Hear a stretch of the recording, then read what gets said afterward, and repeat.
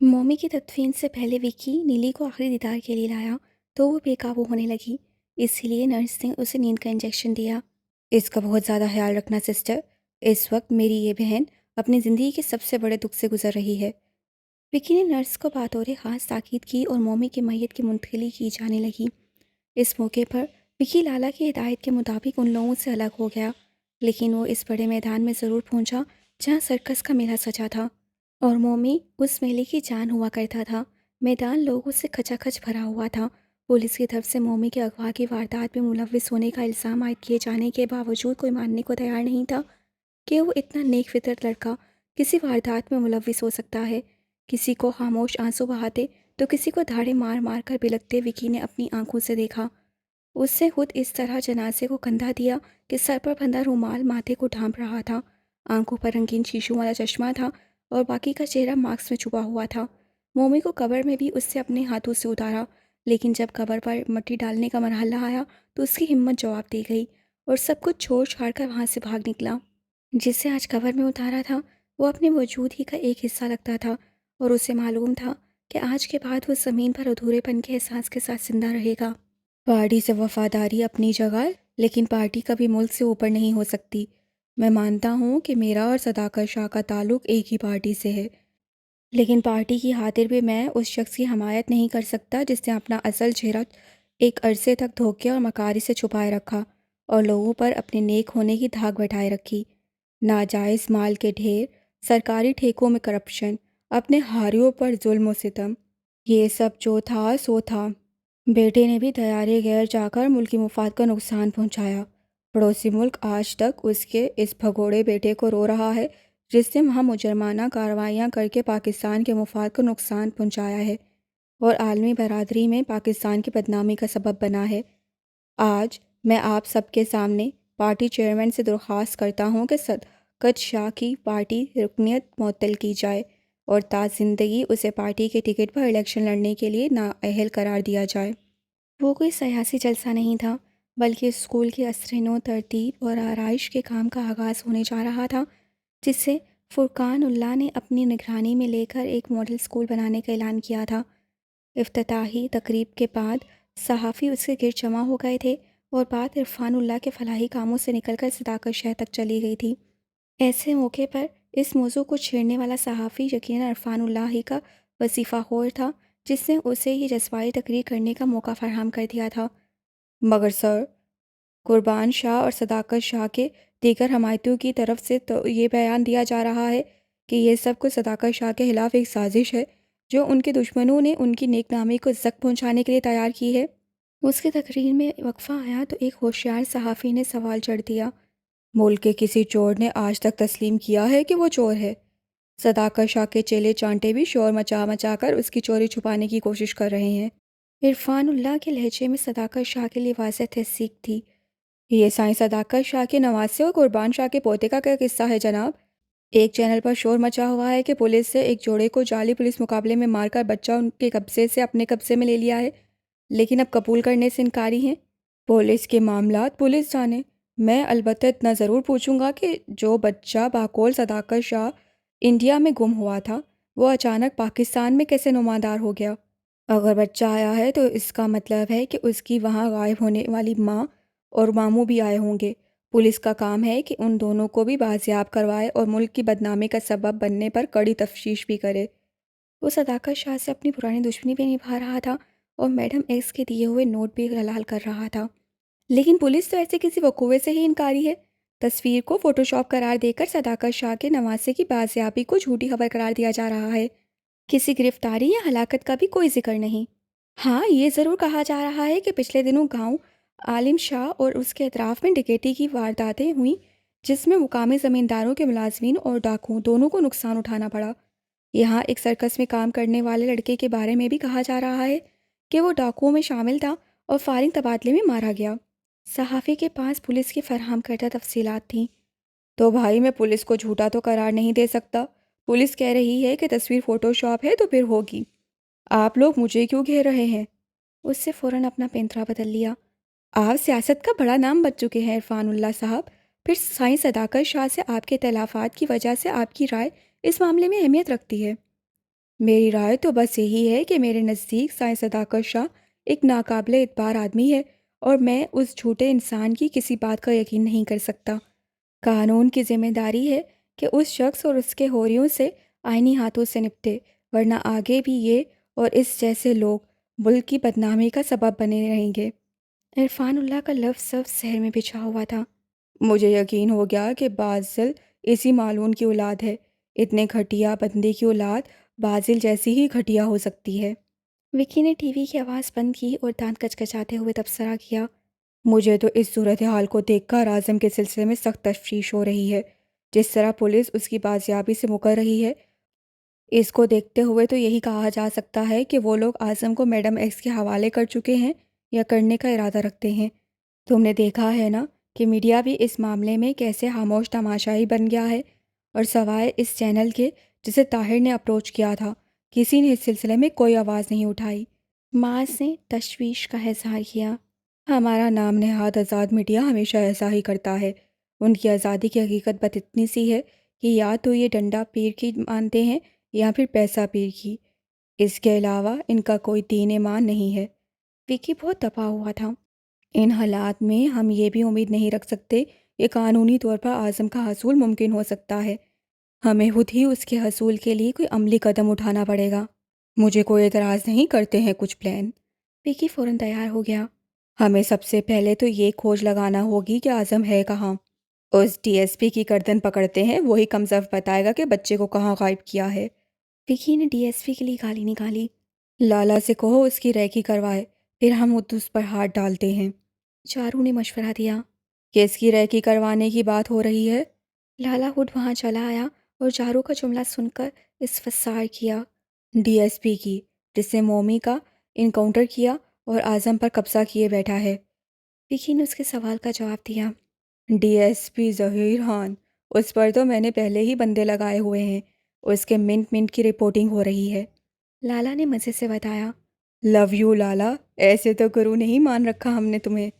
لالا کے جواب پر وکی کا چہرہ کھل اٹھا اور اسے سراہنے کے بعد فخر سے معاذ اور چارو کی طرف دیکھتے ہوئے بولا، تو پھر کریں پلان؟ بالکل۔ معاذ مسکرایا۔ اس سے پہلے ذرا اس بازل کے بچے کا بھی حساب کتاب کر دو۔ بہت ہنگامہ مچا رکھا ہے اس نے ہوش میں آنے کے بعد سے، سارا دن ننگی گالیاں دیتا رہا ہے۔ اصغر کا دماغ گھوم گیا تو ٹیٹوا دبا دے گا اس کا۔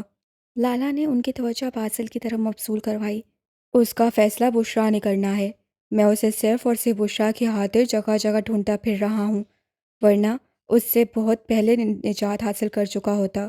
تو پھر بلوا لیتے ہیں بشرا کو، اسے یہاں لانا تو کوئی مسئلہ ہی نہیں۔ لالا نے اس کا جواب سن کر فوراً پیشکش کی۔ بس تو پھر بلوا ہی لو اسے، تاکہ ڈی ایس پی پر ہاتھ ڈالنے سے پہلے یہ قصہ نمٹ جائے۔ وکی نے تجویز دی۔ کیوں معاذ؟ ساتھ ہی معاذ کی رائے بھی لی۔ بالکل بلوا لو۔ معاذ سے بھی تاکید کی تو لالا نے اصغر کو اس سلسلے میں ہدایات جاری کر دیں۔ بشرا کی آمد تک وہ ڈی ایس پی ظہیر کے متعلق رپورٹ کی روشنی میں اس پر ہاتھ ڈالنے کے سلسلے میں لایا عمل طے کرتے رہے۔ تقریباً سوا گھنٹے بعد بشرا کو وہاں لایا گیا تو معاذ اسے دیکھ کر پوری جان سے کام کیا۔ یہ وہ خوش شکل اور چہکتی بلبل سی بشرا تو تھی ہی نہیں جو اس کے ساتھ یونیورسٹی میں پڑھا کرتی تھی۔ وہ بشرا تو مشرق و مغرب کے حسن کا بہترین امتزاج تھی۔ اس کی گوری رنگت، بھوری آنکھیں اور تیکھے نقوش دیکھنے والے کو دوبارہ پلٹ کر دیکھنے پر لازماً مجبور کرتے تھے۔ پلٹ کر لوگ شاید اب بھی دیکھتے ہوں، لیکن اب دیکھنے والی آنکھوں میں ستائش کی بجائے ترہیم و کراہت کے سوا بھلا کیا ہوتا ہوگا۔ اس کا داغدار چہرہ، لکوے کے مریض کی طرح ٹیڑھا منہ، دائیں ہاتھ کی ٹیڑھی میڑھی انگلیاں اور لگڑاہٹ زدہ چال، ہر تبدیلی نے معاذ کے دل کو تڑپا کر رکھ دیا۔ وہ بے حادثہ ہی اس کا نام پکارتا ہوا اس کی طرف لپکا۔ بشرا بھی اپنے جذبات پر قابو نہیں رکھ سکی اور تڑپ کر اس کے سینے سے لگ گئی۔ معاذ سی کیتھر میں گمشدگی کے بعد وہ اس سے پہلی بار مل رہی تھی، اور اس عرصے میں وہ بہتحاشا آزمائشوں اور تکالیف سے گزری تھی۔ اس سے ہم نے عزیز والدین کو کھویا تھا، بازل کی ہوس کا نشانہ بنی تھی، ایک شریف و باوقار لڑکی سے باربی جیسی کلب گرل بننے پر مجبور ہوئی تھی، اور آخرکار بازل کے ہاتھوں ایسی سک اٹھائی تھی کہ اپنا روپ، صحت اور آزادی سب کھو دی تھی۔ ان سب تکالیف سے گزرتے ہوئے وہ غصے و انتقام کی آگ سے تو بھرتی رہی تھی، لیکن اسے وہ غم گسار شانہ نہیں ملا تھا جس پر آنسوؤں کی صورت اپنا غم بہا سکتی۔ آج میسر آیا تو وہ اتنا ٹوٹ کر روئی کہ ماس کی قمیص اس کے آنسو سے تر ہو گئی۔ اس کا ہر آنسو تیزاب کی طرح ماس کے سینے پر گرا اور وہ اتنی شدید اذیت سے گزرا کہ خود پر قابو پانا مشکل ہو گیا۔ آؤ میرے ساتھ۔ غم و غصے کی انتہا پر پہنچ کر اس سے روتی ہوئی بشریٰ کو خود سے الگ کیا اور اس کا ہاتھ تھام کر اسے اپنے ساتھ لیے اس سمیت بڑھا جہاں باسل کو قید میں رکھا گیا تھا۔ وکی اس کا انداز دیکھ کر اس کے پیچھے ہی لپکا تھا۔ اس کے اشارے پہ تہخانے کا دروازہ کھولا گیا اور ماس اور بشریٰ سمیت وہ بھی نیچے پہنچا۔ یہاں ایک چھوٹے سے حصے میں سلاخیں لگا کر باسل کو زنجیروں سے باندھ کر رکھا گیا تھا۔ ماس بشریٰ کا ہاتھ چھوڑ کر اس حصے میں گھسا اور بندھے ہوئے باسل پر ٹوٹ پڑا۔ باسل اس اچانک ٹوٹنے والی آفت پر بھوکلا کر رہ گیا۔ بندھے ہوئے ہونے کی وجہ سے بچاؤ کی ویسے ہی کوئی گنجائش نہیں تھی، اوپر سے ماس کا غصہ بھی انتہا کو پہنچا ہوا تھا۔ ایک ڈیڑھ منٹ میں ہی اس کی ناک اور ہونٹوں سے خون بہتا ہوا دکھائی دینے لگا۔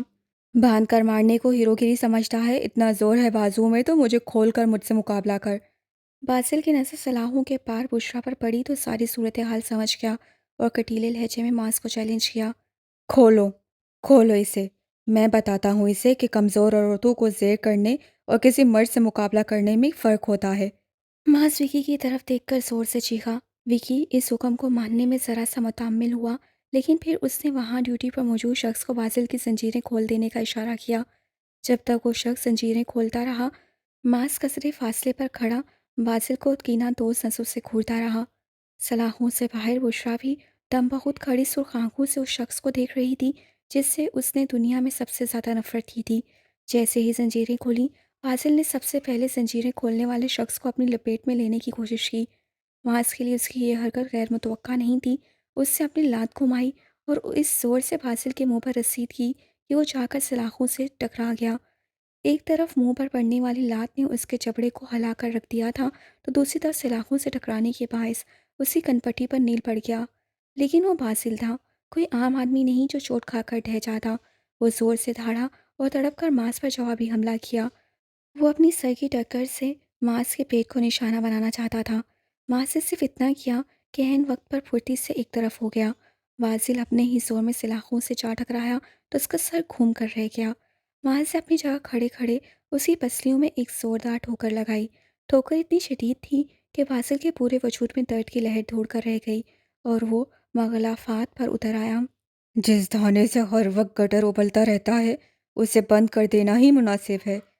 ماس گرایا اور بے در پہ کئی گھونسے اس کے منہ پر رسید کر ڈالے۔ ان گھونسوں کے نتیجے میں جانے کتنے دان ٹوٹے اور کہاں کہاں سے زبان کٹی۔ اس کا منہ خونم خون ہو گیا۔ باسل نے اس موقع پر اپنے دفاع کے لیے ہاتھ پیر چلانے کی کوشش کی، لیکن ماس اس وقت جس طرح سراپا قہر بنا ہوا تھا، اس پر کسی چیز کا اثر نہیں ہو رہا تھا۔ اس سے اپنے جسم پر پڑنے والے باسل کی ضربات کو ایک بے حس سے انداز میں سہا اور پھر باسل کا گربان پکڑ کر اس زور سے کھینچا کہ وہ پھٹتا ہی چلا گیا۔ اگلے چند ثانیوں میں وہ باسل کی قمیص اس کے جسم سے الگ کر چکا تھا۔ اس پھٹی ہوئی قمیص کا اس نے ایک گولا سا بنایا اور باسل کو زمین پر گرا کر اس کے سینے پر گھٹنوں کے بل سوار ہو گیا۔ اس کے وزن سے باسل کا دم سینے میں گھٹنے لگا اور اس نے زور مارا کہ ماس کو اپنے سینے سے گرا دے، لیکن ماس اس وقت ایسا عفریت بنا ہوا تھا کہ باسل جیسا جنونی بھی اس سے مقابلہ کرنے میں ناکام ہو رہا تھا۔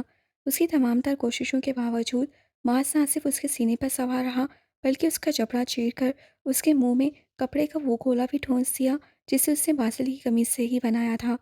اس گولے کے ٹھوسے جانے کے بعد وہاں موجود افراد کی سماعتیں باسل کے منہ سے اگلنے والی غلاظت سے محفوظ ہو گئیں۔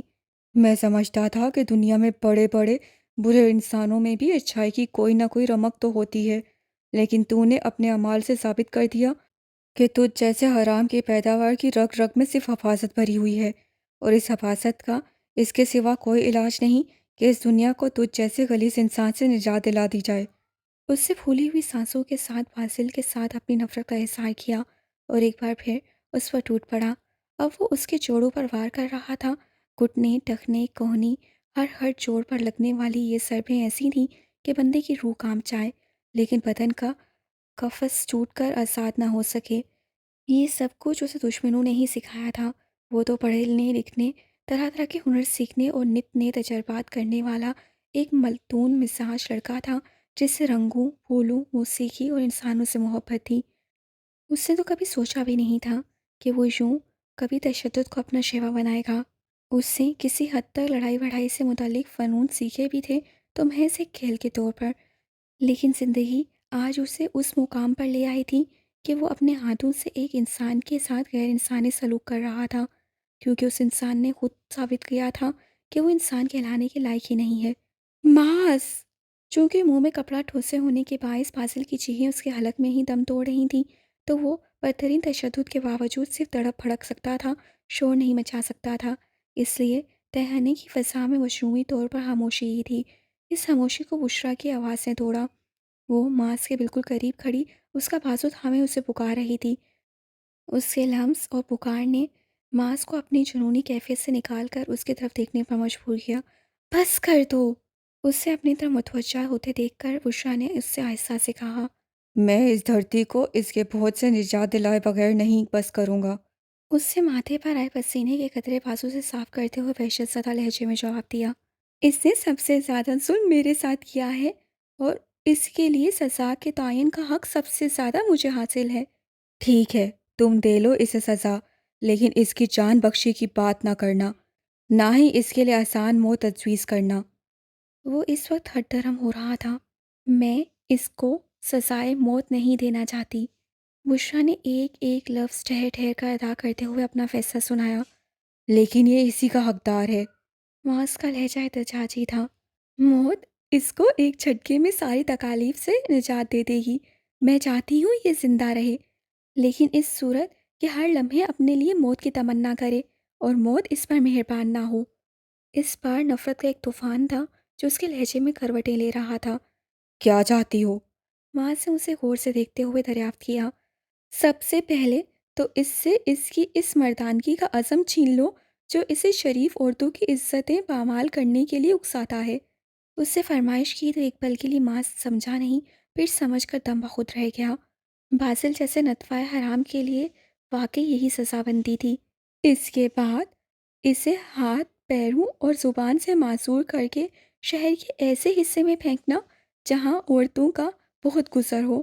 یہ اپنے آس پاس سے عورتوں کو گزرتا دیکھے لیکن اس میں اتنی ہمت نہ ہو کہ انہیں انگلی بھی لگا سکے۔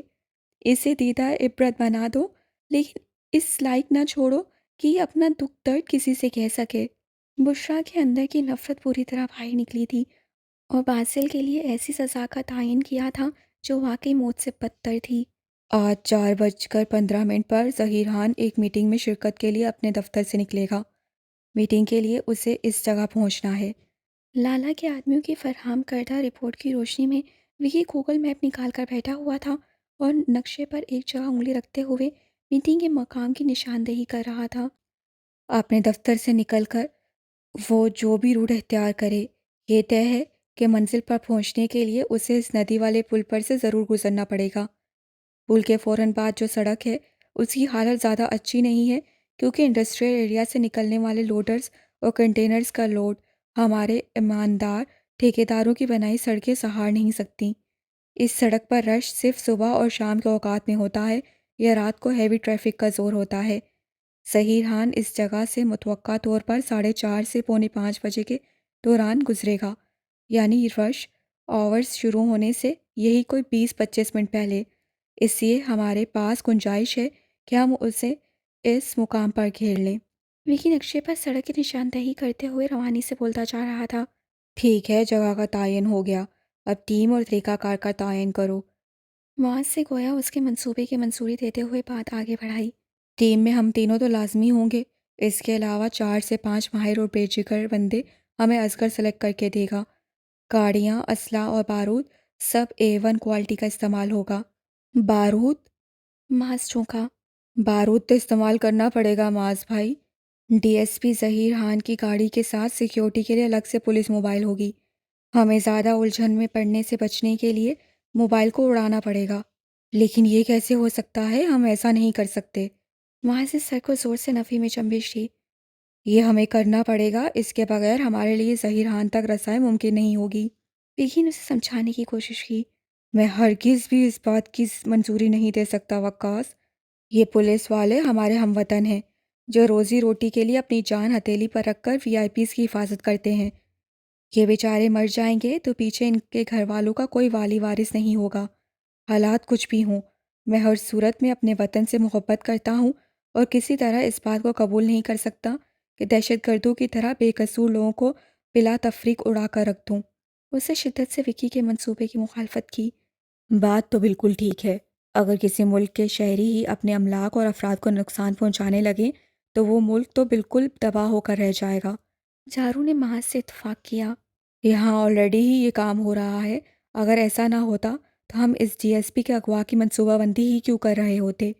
یہ محض کرپٹ ہے اور اپنی وردی اور اختیارات کو مظلوموں کے حق میں استعمال کرنے کی بجائے ظالم کے حق میں استعمال کر رہا ہے تاکہ اپنے عہدے کی قیمت کھری کر سکے۔ میں تو کم از کم اپنے دل میں ایسے شخص کے لیے کوئی ہمدردی نہیں رکھتا۔ وکی نے منہ بناتے ہوئے اس قدرے تلخی لہجے میں اس کی بات کا جواب دیا۔ فرد واحد کے عمل کا بدلہ بے قصور لوگوں سے نہیں لیا جا سکتا۔ D S P Zaheer corrupt ہے تو ہمیں صرف اسی کا احتساب کرنا ہوگا۔ مگر کیسے؟ وہ تو اپنے محافظوں کی فوج کے بغیر نکلتا ہی نہیں ہے۔ وکی جسوس ہوا۔ ہم اس کو اس کے گھر پر گھیریں گے۔ ماں سے فیصلہ سنایا۔ گھر پر؟ لیکن وہاں تو اور بھی زیادہ سیکیورٹی کے انتظامات ہوں گے۔ وکی حیران اور متراس ہوا۔ اس کا ہم انتظام کر لیں گے۔ بہتر ہے کہ تم لالا کو اس میٹنگ میں شامل کر لو تاکہ میں اس سے پوچھ سکوں کہ وہ ہمیں کیا کچھ فراہم کر سکتا ہے اور کیا نہیں۔ وہاں سے اپنا فیصلہ سنایا۔ تھوڑی دیر میں لالا ان کے درمیان میں موجود تھا اور ماس کا تجویز کردہ منصوبہ توجہ سے سن رہا تھا۔ یہ ایک اچھا منصوبہ ہے جس پر ہم تھوڑی سی تبدیلی کے ساتھ عمل کر سکتے ہیں۔ اس نے اپنی رائے دی۔ کیسی تبدیلی؟ ماں سے سوال کیا۔ ڈی ایس پی کے گھر میں بے ہوش کرنے والی گیس کا دخول اور ہم لوگوں کا ماسک پہن کر اندر داخل ہونا عملی طور پر اتنا زیادہ نہیں۔ گھر اچھے خاصے وسیع رقبے پر قائم ہے اور ہم اتنی بڑی مقدار میں نہ تو بے ہوش کرنے والی گیس حاصل کر سکتے ہیں اور نہ ہی کامیابی سے اسے پورے گھر پر اپلائی کر سکتے ہیں۔ خاص طور پر وہ ملازمین جو رات کی ڈیوٹی پر اوپن ایئر میں گھومتے رہتے ہیں یا اپنے کوریڈورز میں سوئے ہوئے ہوتے ہیں، ان کا اس سے کچھ نہیں بگڑنے والا۔ لالا نے انہیں منصوبے کے کمزور پہلو سے آگاہ کیا۔ دوسری صورت میں ہمیں وہی روایتی طریقہ اختیار کرنا پڑے گا کہ ڈی ایس پی کسی ملازم کو توڑیں اور کھانے یا مشروب میں خوابآور دوا ملا کر تمام مکینوں اور ملازمین کے بے ہوش ہونے کا انتظار کریں۔ ماں سے مسترب سے انداز میں پلان بھی پیش کیا۔ یہی مناسب رہے گا، لیکن اس پر فوری طور پر عمل کرنا مشکل ہوگا۔ ملازمین میں سے ایسے فرد کا انتخاب کرنا جو اس کام کو انجام دے سکے اور لالچ کے تحت ٹوٹ بھی جائے اپنی جگہ ایک دقت طلب کام ہے۔ لالا نے منظوری دی تو وکی نے اعتراض اٹھایا۔ یہ تو وکی ٹھیک کہہ رہا ہے۔ ہمارے پاس وقت ضائع کرنے کی گنجائش نہیں ہے۔ پہلے ہی ہمیں کچھ تاخیر ہو چکی ہے اور مجھے ڈر ہے کہ مزید تاخیر کی صورت میں ہمارے لیے عازم تک رسائی مشکل نہ ہو جائے۔ ماس کے لہجے میں اندیشے بول رہے تھے۔ صرف ایک دن انتظار کر لو، کل رات تک میں سارے انتظامات کر لوں گا۔ لالا نے یقین دہانی کروائی تو اسے نہ چاہتے ہوئے بھی ایک دن کی تاخیر پر آمادہ ہونا پڑا۔ انتظار کا یہ سارا وقت انہوں نے اپنے منصوبے کی خامیاں ڈھونڈتے ہوئے گزارا۔ وارم اپ کے لیے ورزش اور جاگنگ وغیرہ بھی کرتے رہے۔ وکی نیلی کی عیادت کے لیے بھی گیا۔ اسے علاج اور خدمت کے لیے بہترین سہولیات فراہم کی گئی تھیں، اس لیے زخم بہترین حالت میں تھے، لیکن جذباتی طور پر وہ اب بھی برے حال میں تھی۔ مومی کی دائمی جدائی کے صدمے نے اسے بالکل نچوڑ کر رکھ دیا تھا اور وہ غم و اندوہ کی تصویر نظر آتی تھی۔ وکی اس سے ملنے پہنچا تو وہ اس سے بنا کچھ کہے خالی نظروں سے تکتی رہی۔ کچھ تو بولو نیلی۔ وکی اکیلے بولتے بولتے تھک گیا تو اس نے التجا کی۔ بولنے کو کچھ رہا ہی نہیں۔ میں تو بس اس بات پر حیران ہوں کہ اس کے بغیر میری سانسیں کیسے چل رہی ہیں۔ اس کے لہجے میں ایسی کھلاہٹ تھی کہ وکی کو اپنا دل کٹتا ہوا محسوس ہوا اور ایسا لگا کہ تسلی کے سارے لفظ کہیں کھو گئے ہوں۔ اس روز جب وہ اور میں کھیتوں میں چھپے ہوئے تھے اور پولیس انہیں ڈھونڈتی ہوئی وہاں پہنچ گئی تھی تو پتہ ہے کیا ہوا تھا؟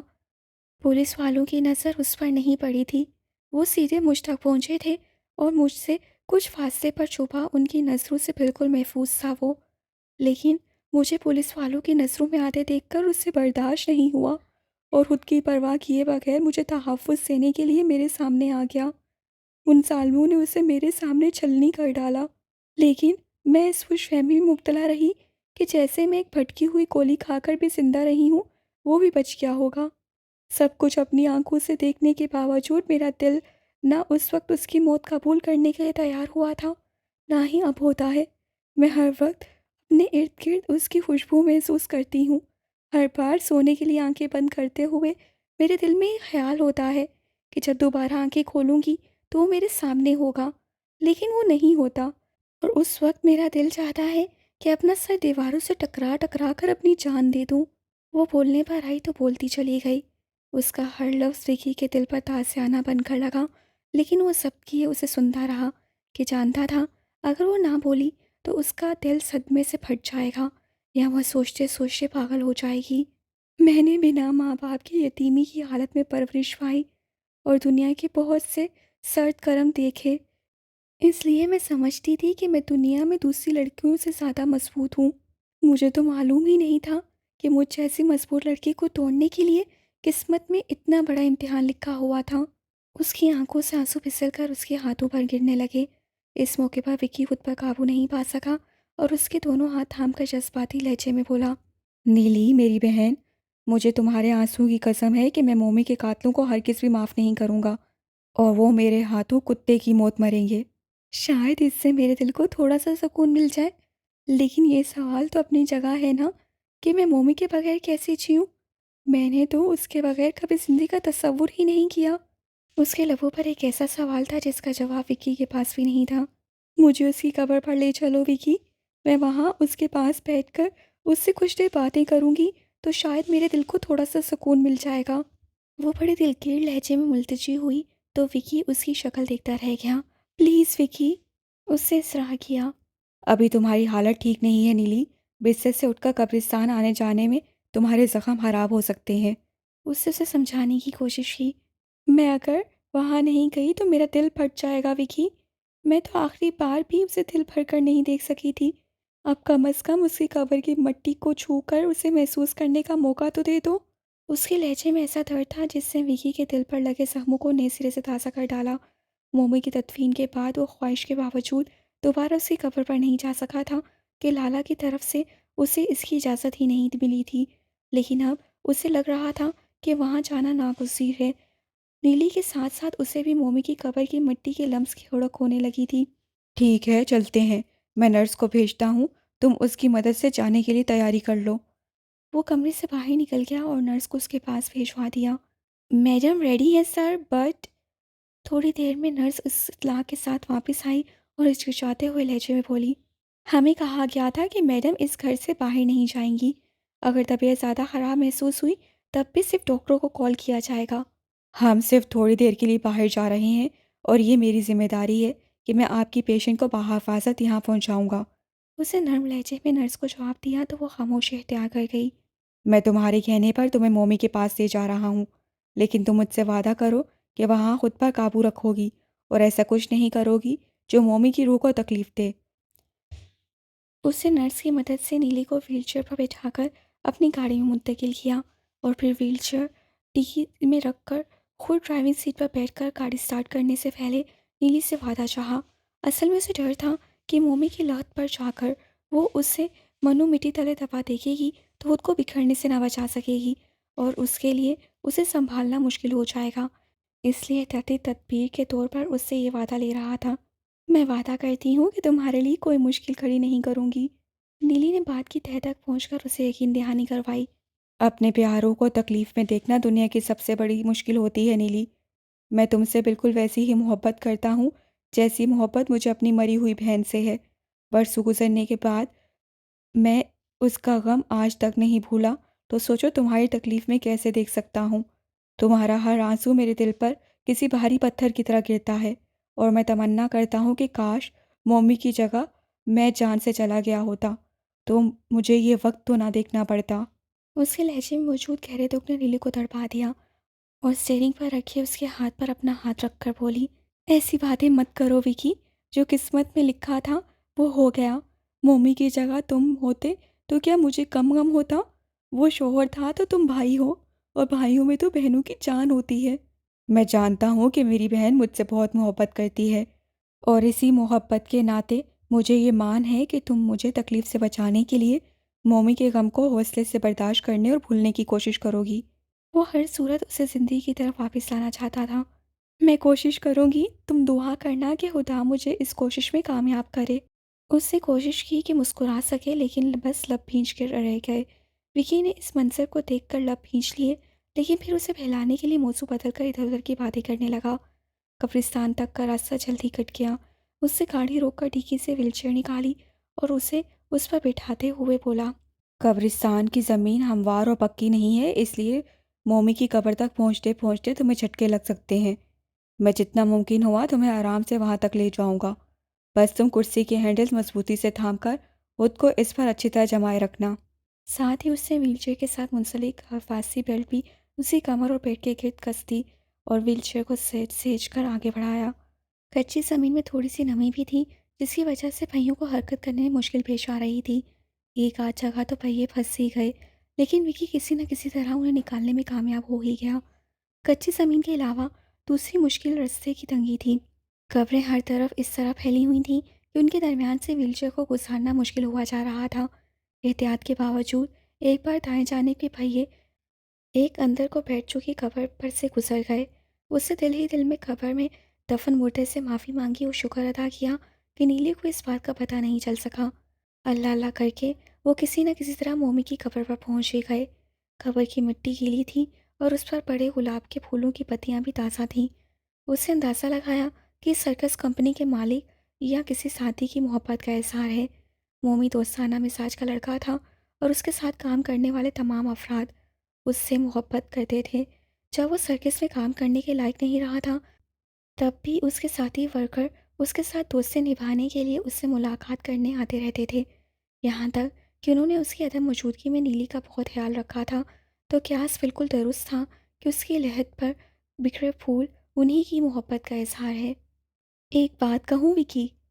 اس سے قبر کے قریب ویل چیئر کھڑی کی ہی تھی کہ نیلی اس سے مخاطب ہوئی۔ ضرور کہو۔ اس سے نیلی کے سب سے سرخ پڑتے چہرے سے نگاہ چراتے ہوئے اسے اجازت دی۔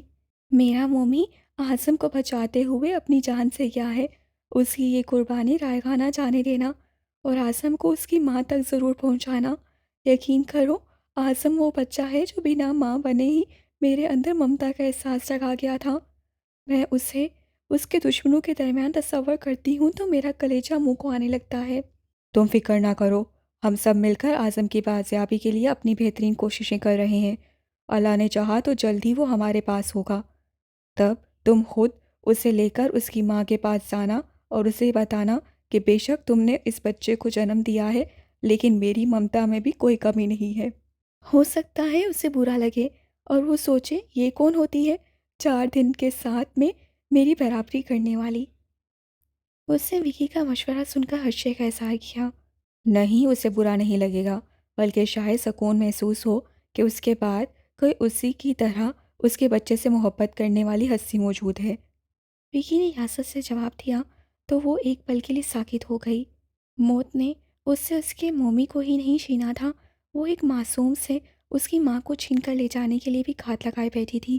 موت اس چیز کا نام تھا جو ہر روز اس کائنات میں بے شمار المیوں کو جنم دیتی ہے۔ اس کے آس پاس دور تک پھیلی قبروں میں دفن مردے اپنے پیچھے جانے کس کس کو بلکتا چھوڑ کر آئے تھے۔ نہ جانے والوں کو رکنے کا اختیار تھا، نہ پیچھے رہ جانے والوں کے آنسو زنجیر بن کر ان کے قدموں میں لپٹنے کی قدرت رکھتے تھے۔ مالک کے فیصلے تھے جن کے آگے جلد یا بدیر سب کو سر جھکانا تھا۔ جو پہلے مرحلے میں سر تسلیم خم کر دیتا اس کے لیے صبر کا اجر تھا۔ صبر نہ کرنے اور رونے پیٹنے سے بھی قدرت کا فیصلہ تو تبدیل نہ ہوتا، بس صبر کا اجر چلا جاتا اور گریزساری کرنے والا مالک کے پسندیدہ بندوں کی فہرست میں جگہ نہ بنا پاتا۔ جو خود پسندیدہ افراد کی فہرست میں شامل نہ ہو، اس کے اپنے پیاروں کے حق میں کی گئی دعا کی قبولیت بھلا کیا ضمانت ہو سکتی تھی؟ خیالات کا ایک ریلا سا تھا جو اس کے دماغ سے گزرتا چلا گیا۔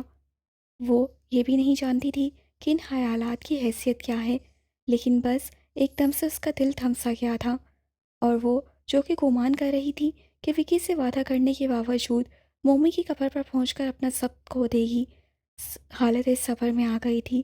اسی حالت میں اسے دعا کے لیے ہاتھ بلند کیے اور پورے خشوع و خضوع سے مومی سمیت تمام مسلمان بہن بھائیوں کی مغفرت طلب کرنے لگی۔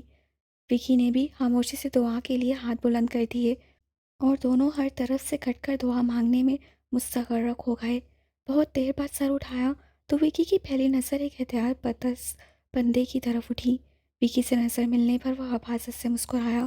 وکی نے سراری طور پر اپنی گن نکالنے کی کوشش کی، لیکن اس نے اس کے بالکل قریب ایک ہوائی فائر کیا اور سہخند لہجے میں بولا، ایسی ویسی کوئی غلطی کرنے کی کوشش مت کرنا میری جان، ورنہ میں بلا تکلف تمہارے جسم میں سے جان نکال لوں گا۔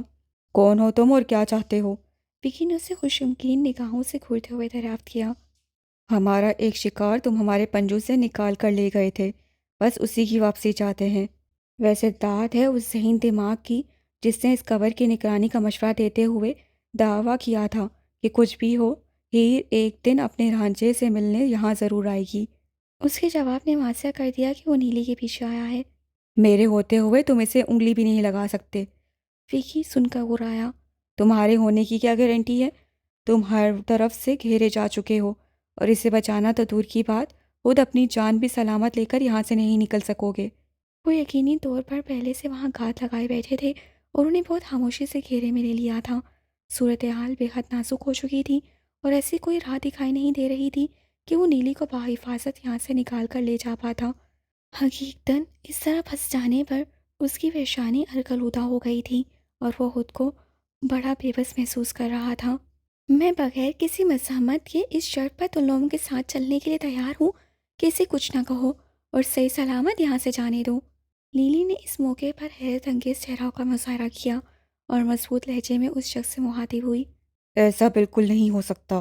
میں لعنت بھیجتا ہوں ایسی زندگی پر جس کے بدلے ان ظالموں سے تمہارا سودا کیا جائے۔ وکی نے فوری طور پر اس کی بات کو رد کر دیا۔ کیا کہنے ہیں بھائی، ایک مرا نہیں تو دوسرا عاشق جان نثار کرنے کے لیے تیار کھڑا ہے۔ اس شخص نے نہایت لوفرانہ انداز سے تبصرہ کیا جسے برداشت کرنا وکی کے بس میں نہیں تھا۔ وہ کسی بھی طرح کے انجام کی پرواہ کیے بغیر گالیاں بکتا ہوا اس شخص کی طرف لپکا۔ فوراً ہی فضا میں گولی چلنے کی آواز گونجی اور نیلی کے لبوں سے تیز چیخ برآمد ہوئی۔ اگلا منظر مومی کی قبر پر پڑنے والے خون کے چھینٹوں اور زمین پر تڑپتے ایک انسانی لاشے کا تھا۔ انسان جو بہت بڑبولا اور مغرور ہے، لیکن اس کی حقیقت بس اتنی ہے کہ اپنے وجود پر اترنے والی چھوٹی سی گولی کو بھی سہ نہیں پاتا اور کسی حسیر کنچوے کی طرح ہاک میں لوٹنے لگتا ہے۔ کیوں کی یہ حماقت؟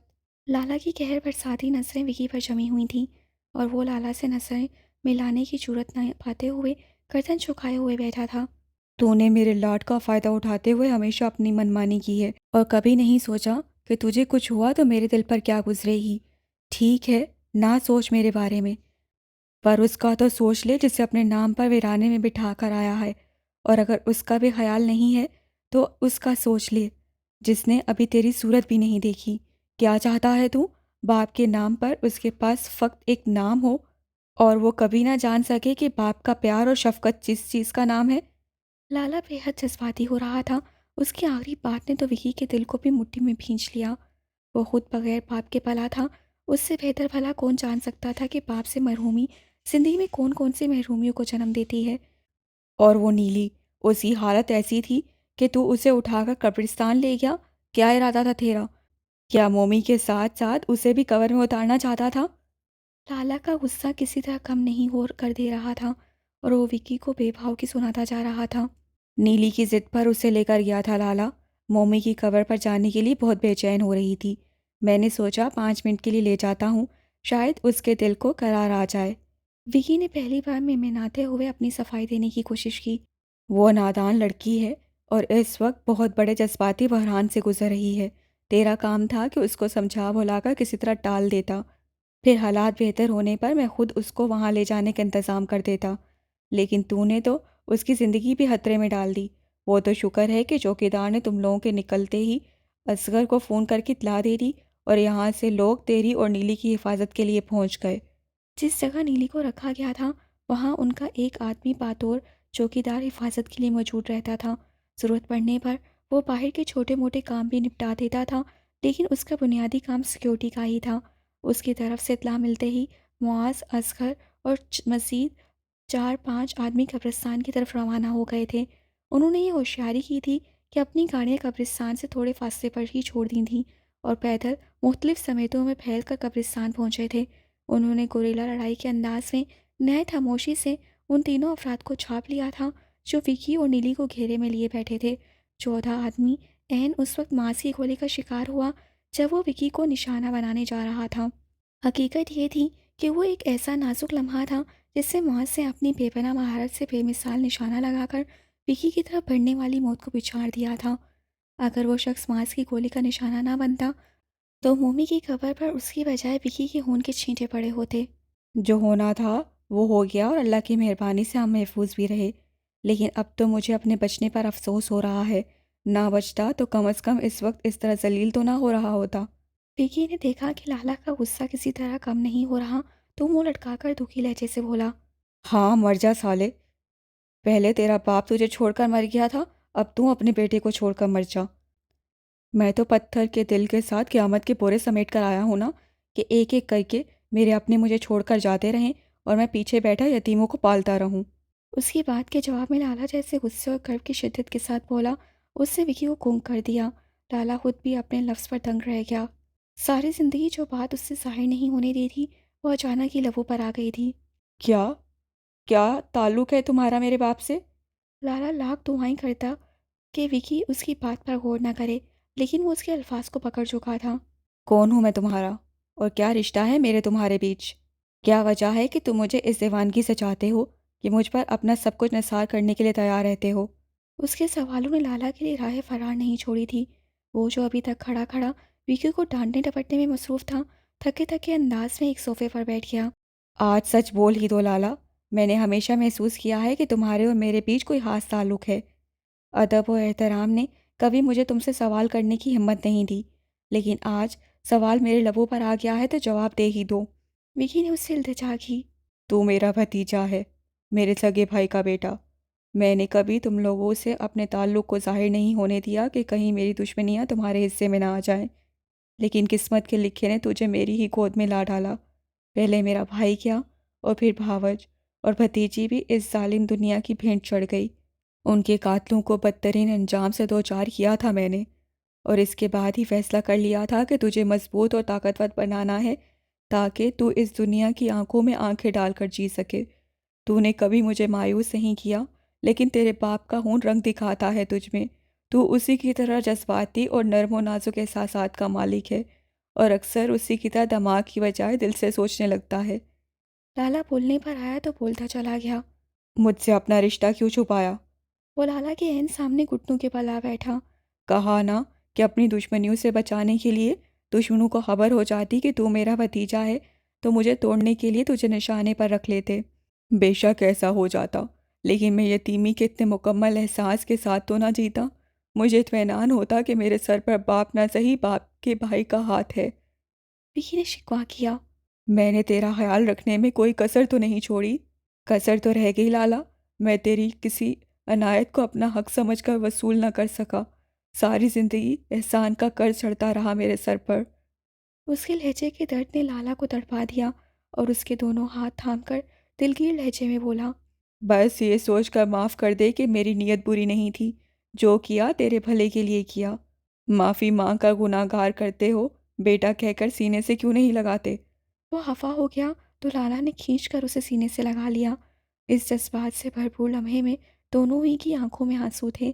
ایک طرف اپنے کو اپنا کہہ کر سینے سے لگانے کی خوشی تھی تو دوسری طرف ان اپنوں کا غم جنہیں آنکھیں تا قیامت نہیں دیکھ سکتی تھیں۔ کیا پوزیشن ہے؟ تمام سیکیورٹی کیمرے آؤٹ آف ورک ہو چکے ہیں، آپ لوگ آرام سے اندر جا سکتے ہیں۔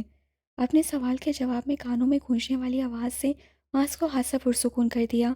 D S P Zaheer Khan نے اپنے گھر پر سیکیورٹی کے اچھے خاصے انتظامات کر رکھے تھے اور انہیں ہر انتظام کا انتظام کرنا پڑا تھا۔ ٹیلی فون کی تار کاٹ گئے وکی؟ اس طرف سے مطمئن ہونے کے بعد اس نے وکی سے رابطہ کیا۔ کاٹ گئے ہیں اور جیمر بھی کام کر رہا ہے۔ گڈ۔ وکی کی رپورٹ سنتے ہی اس سے بے حادثہ داد دی۔ لینڈ لائن کے علاوہ موبائل فونز کو ناکارہ بنانے کے لیے انہیں جیمر کا بندوبست کرنا پڑا تھا اور اب خود آپس کے رابطے کے لیے واکی ٹاکی استعمال کر رہے تھے۔ اندر کے ایک ملازم کو توڑ کر مکینوں اور ملازمین کو بے ہوش کرنے کا کام پہلے ہی کیا جا چکا تھا۔ پروگرام کے مطابق مذکورہ ملازم نے چائے، کافی یا دودھ گھر والے سونے سے پہلے جس بھی مشروب کا استعمال کرتے میں بے ہوشی کی دعا ملا کر سب کو دینے کے ساتھ ساتھ خود بھی پی لی تھی تاکہ شخص سے محفوظ رہے۔ اندر موجود افراد کا یہ بندوبست کرنے کے ساتھ ساتھ اب وہ سیکیورٹی کے دوسرے انتظامات کو فل کرنے میں مصروف تھے تاکہ سارا کام خاموشی اور صفائی سے انجام دیا جا سکے۔ دونوں گارڈز کو آف کر دیا۔ وہ وکی سے فارغ ہوا ہی تھا کہ چاروں کی طرف سے رابطہ کیا گیا۔ ڈی ایس پی جس ہاؤسنگ سوسائٹی میں رہتا تھا اس کا اپنا بھی حفاظتی انتظام تھا۔ سوسائٹی میں داخلے اور خراج کے صرف ایک رستے کو کھلا رکھا جاتا تھا اور وہاں پرائیویٹ سیکیورٹی ادارے کے تعاون سے باقاعدہ ایک چیک پوسٹ بنائی گئی تھی۔ دن کے اوقات میں بھی سوسائٹی میں داخل ہونے کے خواہشمند ہر باہر کے فرد کو تفتیش سے گزرنا پڑتا تھا اور اس کی طرف سے یہ نشاندہی ہونے کے بعد کہ وہ کس کا ملاقاتی ہے، پہلے اس متعلقہ مقیم سے تصدیق کی جاتی تھی، پھر اس شخص کو داخلے کی اجازت ملتی تھی۔ رات میں ظاہر ہے یہ احتیاط اور بھی زیادہ بڑھ جاتی تھی، اور وہ لوگ تو رات کے جس پہر وہاں آئے تھے اسے چیک پوسٹ پر موجود گارڈز کو مزید چوکنا کر دیا تھا، لیکن انہوں نے یہ چالاکی کی تھی کہ سب کے سب ایک ساتھ وہاں نہیں ٹپک پڑے تھے۔ محض اولالا کا ایک ساتھی بائک پر وہاں پہنچے تھے، جبکہ باقی ساتھیوں نے اپنی گاڑیاں کچھ فاصلے پر روک کر پیدل پیش رفت کرنے کے بعد ارد گرد پوزیشن سنبھال لی تھی۔ کس سے ملنا ہے؟ جب محض اور اس کا ساتھی چیک پوسٹ پر آ کر رکے تھے تو ایک گارڈ نے انہیں نہایت مشکوک نظروں سے دیکھتے ہوئے روکھے لہجے میں پوچھا تھا۔ اس ہاؤسنگ سوسائٹی میں جس طبقے کے لوگ رہتے تھے وہ یا ان کے ملنے جلنے والے عموماً بائک استعمال نہیں کرتے تھے۔ کچھ شوقین نوجوان استعمال کرتے بھی تھے تو وہ عام بائک سے ہی ہوتی تھیں۔ وہ کم از کم بھی اس قیمت کی بائکس ہوتی تھیں جس میں ایک مؤسسات طبقے کا شخص سیکنڈ ہینڈ کار خرید سکتا تھا۔ تو یوں تھا کہ معاذ اور اس کے ساتھی کی عام سی بائک نے سیکیورٹی والوں کے لیے ان کی حیثیت کا تعین کرنے میں آسانی کر دی تھی، اور وہ ان سے ان کی حیثیت کے مطابق پیش آ رہے تھے۔ ہمیں D S P Zaheer Khan صاحب سے ملنا ہے، انہوں نے ہمیں خود بلایا ہے۔ معاذ سے کسی نیم خواندہ شخص کے انداز میں گارڈ کے سوال کا جواب دیا تھا۔ اتنی رات کو؟ اس کا جواب سن کر گارڈ نے حیرت کا اظہار کیا۔ اب یہ تو صاحب کو معلوم ہے، انہوں نے ہمیں ابھی آرڈر کیا ہے تو ہم ابھی آ گئے ہیں۔ اسے جواب دیتے ہوئے معاذ کے لہجے میں بے نیازی تھی، جبکہ اس بے نیازی کے واضح اظہار کے لیے اپنے شانے بھی اچکائے۔ ٹھیک ہے، ادھر ہی رکو، ہم پہلے ڈی ایس پی صاحب سے تصدیق کر لیں۔ اس کے اعتماد نے گارڈ کو تھوڑا سا نرم کیا اور لکڑی کے کیبن میں بیٹھے اپنے ساتھی کی طرف پلٹا تاکہ اس سے اس سلسلے میں بات کر سکے۔ طریقہ کار یہی تھا کہ کیبن میں بیٹھ کر ڈیوٹی دینے والے کے پاس سوسائٹی کے تمام مکینوں کے رابطہ نمبر موجود ہوتے تھے اور وہی ضرورت پڑنے پر ان سے رابطہ کرتا تھا۔ ایک منٹ بات سنو۔ محض اسے پکارا اور جیسے ہی وہ پلٹا محض کے ہاتھ میں موجود سپرے کی بوتل سے ایک پھوار نکل کر سیدھی اس کے چہرے پر پڑی۔ اس سے پہلے کہ کوئی کچھ سمجھ سکتا، معاذ کے ساتھ موجود شخص اور اندھیرے میں ادھر ادھر چھپے ساتھی حرکت میں آ گئے۔ پھرتی اور مہارت سے سیکیورٹی گارڈز کو غیر فعال کرتے ہوئے انہوں نے اس بات کا دھیان رکھا تھا کہ ان میں سے کسی کو ناقابل تلافی نقصان نہ پہنچ سکے۔ وہ سب بیچارے روزی روٹی کے چکر میں کم سہولیات کے ساتھ کم تنہاؤں میں سیکیورٹی گارڈز کا یونیفارم پہن کر دوسرے کی حفاظت کے لیے اپنا آپ داؤ پر لگا دینے والے وہ لوگ تھے جنہیں کچھ ہو جاتا تو پیچھے ان کے اہل خانہ کو پوچھنے والا کوئی نہیں تھا۔ چیک پوسٹ پر موجود ان 3 عدد گارڈز کا بنا گولی چلائے بے ہوش کرنے میں کامیاب ہو جانے کے بعد ان کے لیے ڈی ایس پی کے گھر تک رسائی زیادہ مشکل نہیں تھی۔ معاذ اور وکی نے اپنے اپنے ساتھیوں کے ساتھ ڈی ایس پی کے گھر کی طرف پیش قدمی کی تھی، جبکہ چاروں کو اس کے ساتھی کے ساتھ ان 2 سیکیورٹی گارڈز کو سنبھالنے کی ڈیوٹی سونپی تھی، جو سیکیورٹی کی چار دیواری کے اندر وقفے وقفے سے رونس لگا کر مکینوں کی اس تسلی کا انتظام کرتے تھے کہ ہم جاگ رہے ہیں، اس لیے آپ بے فکری سے سو سکتے ہیں۔ انہوں نے اپنے 2 ساتھی احتیاطاً چیک پوسٹ پر بھی چھوڑ دیے تاکہ اگر کوئی بھی غیر معمولی صورتحال پیش آئے اسے سنبھالا جا سکے۔ اتنے سارے انتظامات کے بعد اب وہ D S P Zaheer Khan کے گھر کے باہر موجود تھے اور ہر طرف سے قابل اطمینان رپورٹ سننے کے بعد بس سب اندر جانے کے لیے تیار ہی تھے۔ تم اپنے ساتھی کے ساتھ یہاں میرے پاس آ جاؤ۔ وہاں سے دیکھا کہ اس کا ساتھی بجلی کے وہ تار کاٹ چکا ہے جو حفاظتی نقطۂ نظر سے گھر کی باؤنڈری وال پر بچھائے گئے تھے۔ اپنے ساتھی کو اس کام پر اشارے سے داد دیتے ہوئے اس سے چاروں کو ہدایت کی تھی۔ اوکے، ہم آ رہے ہیں۔ اس سے جواب دیا اور عین اس وقت پر اس کے پاس پہنچ گیا جب وہ اپنے ساتھیوں کے ساتھ بس اندر داخل ہونے ہی کو تھا۔ میں اور وکی اپنی اپنی ٹیم کے ساتھ اندر داخل ہوں گے، تم اپنی ٹیم کے ساتھ احتیاطاً باہر موجود رہنا۔ اس نے چاروں کو ہدایت دی اور کچھ کہنے کے لیے اپنے ساتھی کی طرف مڑا۔ وہ لوگ آپس میں مختلف ذمہ داریاں بانٹ کر 2 افراد کی ٹیم کی صورت میں کام کر رہے تھے، جبکہ پورے مشن کو لیڈ کرنے کی ذمہ داری معاذ کے سر تھی۔ اس کا انتخاب لالا نے خود کیا تھا۔ ایک منٹ معاذ، ذرا رکو۔ وہ اندر داخلے کے لیے دیوار پر چڑھنے ہی لگا تھا کہ چارو نے اسے روک لیا۔ کیا ہوا؟ ماس اس کی طرف پلٹا۔ مجھے اندر سے کسی کے چلنے کی آواز سنائی دی ہے۔ چارو نے مصرف سے لہجے میں اسے کہا کیا تو وہ ٹھٹک گیا۔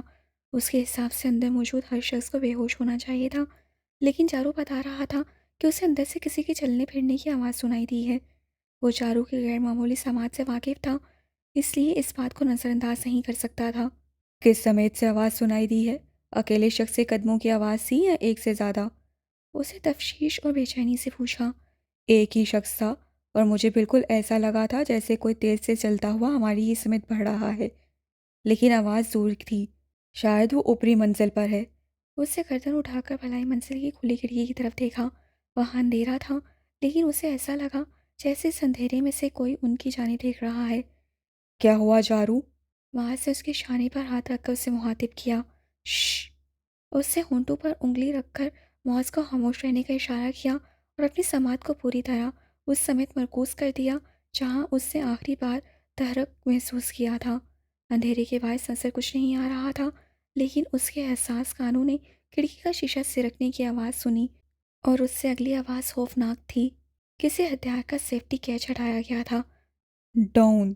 وہ تیز لہجے میں بولا اور ماس کو اپنے ساتھ لیتا ہوا نیچے گر گیا۔ نیچے گرتے گرتے ماس کھڑکی سے شعلہ لپکتا دکھ چکا تھا، یعنی چاروں کی سماعت نے بالکل سچی گواہی دی تھی، اور اندر کم از کم کوئی ایک فرد ایسا تھا جو نہ صرف ہوش میں تھا بلکہ ان سے مقابلے پر بھی آمادہ تھا۔ موجودہ صورتحال میں صرف ایک بات ان کے حق میں جاتی تھی، اور وہ یہ کہ فائر بے آواز ہتھیار سے کیا گیا تھا، جس کی وجہ سے ارد گرد والے اب بھی بے خبر تھے۔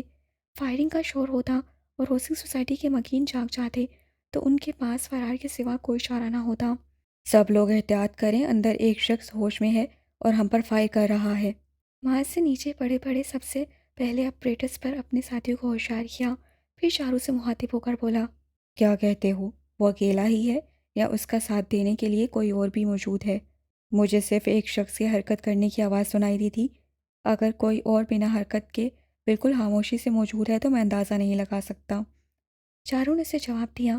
وہ دونوں اب تک دیوار کی جڑ کے پاس اسی جگہ موجود تھے جہاں فائر سے بچنے کے لیے گرے تھے۔ کھڑکی سے اس جگہ تک فائر کرنے کے لیے زاویہ نہیں بنتا تھا، اس لیے وہ بالکل محفوظ تھے، اور یقیناً یہی وجہ تھی کہ دوسرا فائر بھی نہیں کیا گیا تھا۔ اس سے پہلے کہ یہ شخص ہمارے لیے مسئلہ بنے، ہمیں اندر داخل ہو کر اس پر قابو پانا ہوگا۔ ماس بڑبڑایا اور پھر اپنے ساتھیوں کو اندر داخل ہونے کے سلسلے میں ہدایات دینے لگا۔ چونکہ وہ 3 ٹولیوں میں تھے، اس لیے بیک وقت 3 مختلف مقامات سے بااحتیاط اندر داخل ہونے کا فیصلہ کیا گیا۔ ہم اسے اپنے ساتھ انگیج رکھیں گے تاکہ باقی لوگوں کو اندر داخل ہونے کا موقع مل سکے۔ اسے چاروں سے سرگوشی میں کہا۔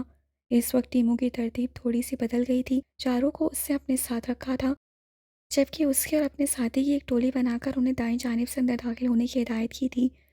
وکی کو اپنے ساتھی کے ساتھ بائیں سمیت سے کوشش کرنا تھا، جبکہ وہ اور چاروں عقب میں موجود تھے۔ میں دیوار پھلانگوں گا تو مجھے کور دینا۔ اس سے چاروں کو ہدایت دی۔ ہم اندر داخل ہونے لگے ہیں۔ اس کی ہدایت کے مطابق دونوں ٹولیوں کی طرف سے آخری لمحات میں اطلاع دی گئی۔ اوکے، 5 تک گنتی گنو پھر جمپ کرنا۔ اس سے ہدایت دی اور چاروں کو اشارہ کر کے خود بھی بندر کی سی پھرتی کے ساتھ دیوار پر چڑھ گیا۔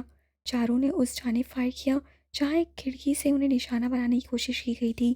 ان کے پاس موجود ہتھیار بھی بے آواز سے، اس سے فائرنگ کا شروع ہونے کا کوئی امکان نہیں تھا۔ دوسری احتیاط اس نے یہ کی تھی کہ براہ راست کھڑکی کا نشانہ لینے کی بجائے دیوار کا نشانہ لیا تھا۔ فائر سے کھڑکی کا شیشہ ٹوٹتا تو رات کے سناٹے میں آواز دور تک جاتی، اور شور کسی طور ان کے حق میں نہیں تھا۔ مالز اندر پہنچ گیا تو اس نے جارو کے اندر داخل ہونے کے لیے اسے کور دیا۔ جارو بھی بخیر و عافیت اندر پہنچ گیا۔ اس دوران حیرت انگیز طور پر ان پر ایک بھی فائر نہیں کیا گیا تھا۔ ہم اندر پہنچ چکے ہیں۔ باقی دونوں ٹولیوں کی طرف سے بھی انہیں باری باری اطلاع دی گئی۔ ابھی اپنی جگہ رکے رہو۔ اس نے انہیں حکم دیا اور وہ جارو کی طرف سوالے نظروں سے دیکھنے لگا۔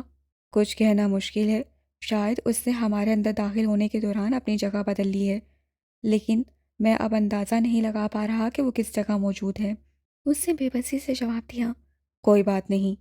اسے احساس ہوا کہ وہ چاروں کی صلاحیت پر ضرورت سے زیادہ انحصار کر رہا ہے، اس لیے اس کا شانہ تھپک کر اسے ریلیکس کیا اور خود اندر داخل ہونے کے سلسلے میں ساتھیوں کو ہدایات دینے لگا۔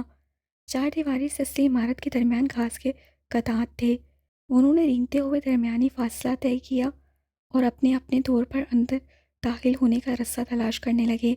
उसने और चारों ने अगबी हिस्से में मौजूद एक खिड़की का शीशा काटकर अंदर जाने का रास्ता बनाया।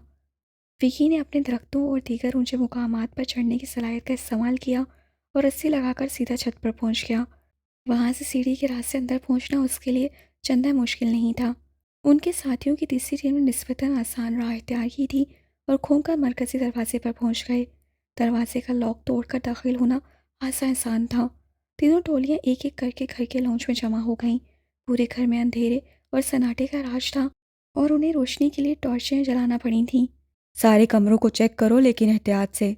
यहाँ कम से कम एक मुसल्लह फर्द छुपा हुआ है और किसी भी समय से हम पर फायर कर सकता है। अपने साथियों को हिदायत देकर मासूद एक स्विच बोर्ड की तरफ बढ़ा और एक एक करके सारे बटन दबा डाले। ना कोई पंखा चला और ना रोशनी हुई। इस तरह उसके अंदाजे की तस्दीक हो गई कि घर का मेन स्विच बोर्ड जानबूझकर ऑफ कर दिया गया था।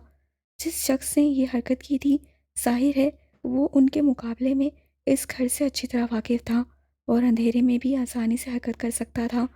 वो सभी होशियारी से घर का जायजा लेने लगे। कुल्ली से मुलाजमा दिखाई देने वाली एक औरत बावर्ची खाने में रखी छोटी डाइनिंग टेबल पर सर रख के सोती दिखाई दी। एक मुलाजिम लॉन्च के कालीन पर लंबा लेटा हुआ था। एक कमरे में दो जवान लड़कियां यूं एक दूसरे के शाने पर सर रख के सो रही थीं, जैसे बातें करते करते अचानक शदीद नींद आ गई हो। अगले कमरे में लड़कियों से उम्र में कुछ बड़ा दिखाई देने वाला लड़का राइटिंग टेबल पर सर रख के सो रहा था और उसका लैपटॉप सामने खुला रखा था। एक ख्वाबखां में दरमियानी उम्र की औरत सर से पैर तक चादर ओढ़े मुखोए ख्वाब थी। हकीकत में घर सोए हुए महल का मंजर पेश कर रहा था, यानी उनके लिए काम करने वाले बंदे ने पूरी तरह काम अंजाम दिया था और कहीं भी कोई जाग नहीं रहा था। लेकिन नहीं, इस घर में एक शख्स ऐसा था जो जाग रहा था और उनकी यहाँ आमद से वाकिफ भी था। वो डीएसपी ज़हीर खान है। जायजा लेने के बाद उन्हें उस शख्स का नाम भी पता चल गया था और भलाई मंजिल के उस कमरे तक पहुंचने में भी कामयाब हो गए थे जिसमें उसने खुद को बंद कर रखा था।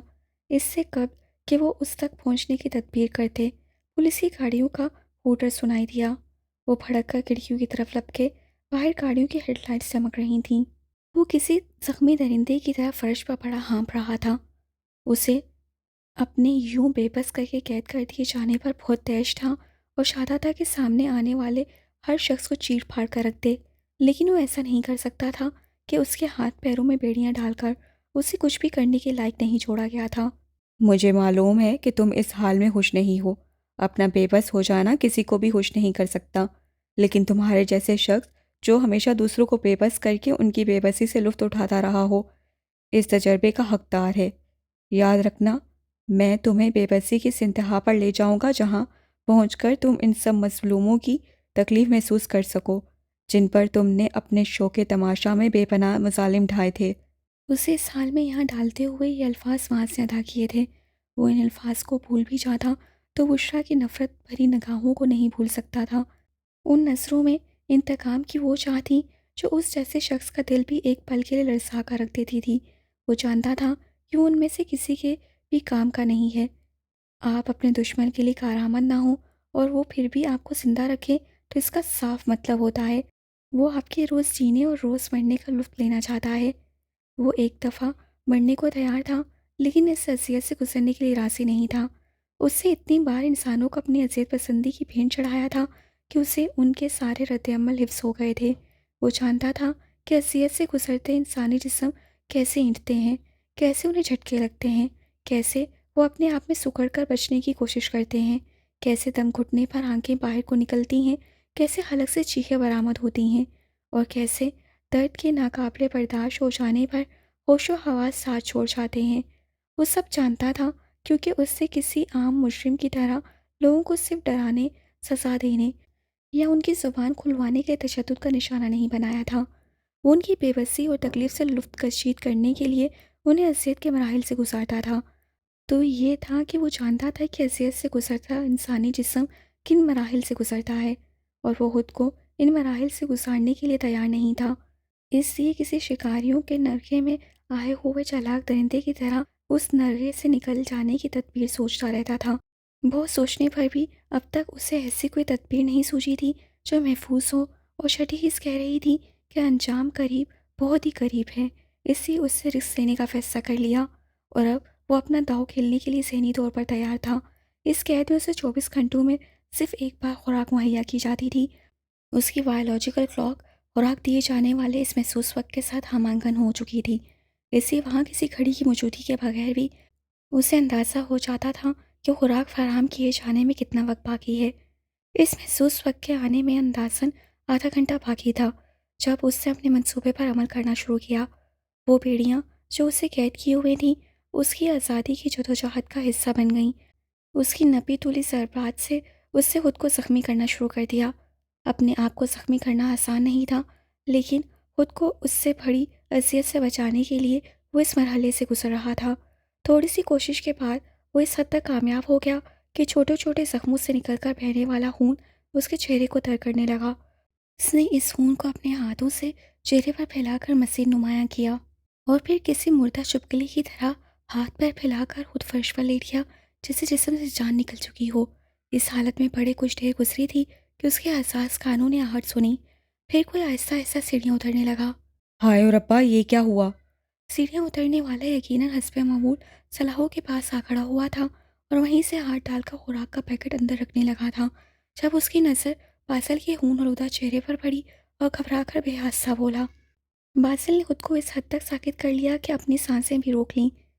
कहीं मरमरा तो नहीं गया? अगर ऐसा हुआ तो लाला मेरी खाल खींच लेगा। उससे बुलंद आवाज़ से खुद कलामी की। साथ ही बासिल को उसके मुतहरिक कदमों की आवाज़ सुनाई दी। उसके दिल में अंदेशा पैदा हुआ कि कहीं वो सूरत हाल की आगाही के लिए किसी को बुलाने वापस ऊपर न चला जाए। ऐसा होता तो उसके लिए अपने मंसूबे पर अमल करना मुश्किल हो जाता। पलकों में एहतियात से छुरी बनाकर उससे उस शख्स की तरफ देखा, तो ये देखकर इत्मीनान हुआ कि वो दोबारा ऊपर जाने की बजाय वहीं एक कोने में खड़ा डंडा उठाए वापस सलाखों की तरफ आ रहा है। उसका मकसद समझते हुए उससे दोबारा अपनी आंखें मूंद लीं। हस्बे तवक्का उसके बदन से डंडा आकर टकराया। यकीनी तौर पर उस शख्स को उसके मुतालिक खसूसी हदायत दी गई थी, इससे वो कभी सुलाहों का ताला खोलकर अंदर नहीं आया था। अब भी वो बाहर खड़ा उसके बदन को लंबे डंडे से छू छू कर उसके बारे में अंदाज़ा लगाने की कोशिश कर रहा था। रब जाने मर गया है या सिर्फ बेहोश हुआ है। बासिल ने अपने जिस्म को बिल्कुल किसी मुर्दे के जिस्म की तरह अकड़ा लिया था, इसलिए वो उसके बारे में कोई हतमी नतीजा कायम ना कर सका, और तसबसब की कैफियत में वहीं खड़ा रहा। उसका यूं खड़ा रहना बासिल के लिए मायने हिस्स था। असूलन उसे इस वाक़ये की इत्तला देने ऊपर जाना चाहिए था, लेकिन वो नहीं गया था। तो इसके पीछे कोई ना कोई तो सबब था। इस सब पर गौर करने से ज़्यादा वो इस वक्त उस शख्स के रद्द-ए-अमल पर तवज्जो मरकूज़ किए हुए था, चुनांचे जैसे ही लोहे से लोहा टकराने की हल्की सी कुनकुनाहट कानों में उतरी, दिल बेलियों उछलने लगा। उस शख्स ने ऊपर जाकर किसी को मुतल्ला करने की बजाय खुद अंदर आकर उसे चेक करने का फैसला किया था। दरिंदा फ़ौरन अलर्ट हो गया, और उसी अंधेरे में शिकार पर झपट पड़ने की सारी सलाहियतें जागने लगीं। बंद आंखों के बावजूद सिर्फ आवाज़ों के बलबूते पर वो तसव्वुर की आंख से सब देख रहा था। ताले के सुराख में चाबी घुमाए जाने की आवाज़, कुंडे से ताला निकाले जाने की आवाज़, कुंडी खोले जाने की आवाज़, सलाखों वाला दरवाज़ा धकेले जाने की आवाज़, और किसी के अपनी जानिब बढ़ते कदमों की आवाज़। हर आवाज़ एक मुकम्मल तस्वीर थी, जिसने उसके लिए पूरा मंज़र वाज़ह कर दिया था।